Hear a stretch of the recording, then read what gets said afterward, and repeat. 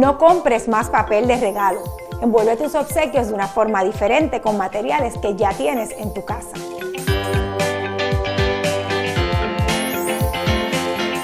Para este proyecto necesitarás bolsa de papel de estraza, tijeras, cinta adhesiva, cord ends o beads, cordón y tape decorativo.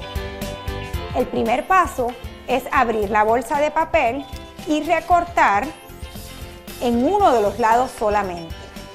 Una vez recortes ese lado, vas a abrir en la parte inferior. Es importante que no recortes en ambos lados. De este modo conviertes la bolsa en un pedazo de papel plano. Recorta el sobrante en la parte de abajo y remueve los mangos.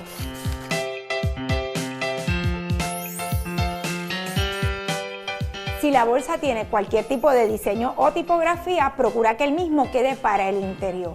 Lo próximo que vas a hacer es medir el papel para determinar si hay que recortar algún exceso. Envuelve el regalo de forma convencional usando cinta adhesiva.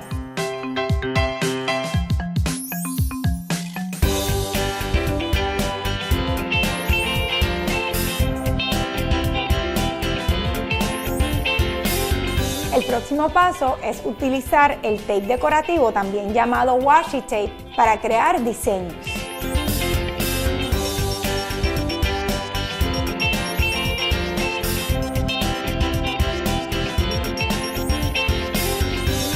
Para un look rústico puedes utilizar cordón.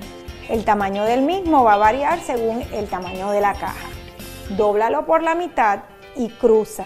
Haz un nudo y luego un lazo. Una vez hayas hecho el lazo, recorta las puntas del largo deseado. Por último, puedes insertar cord ends o beads en las puntitas del mismo.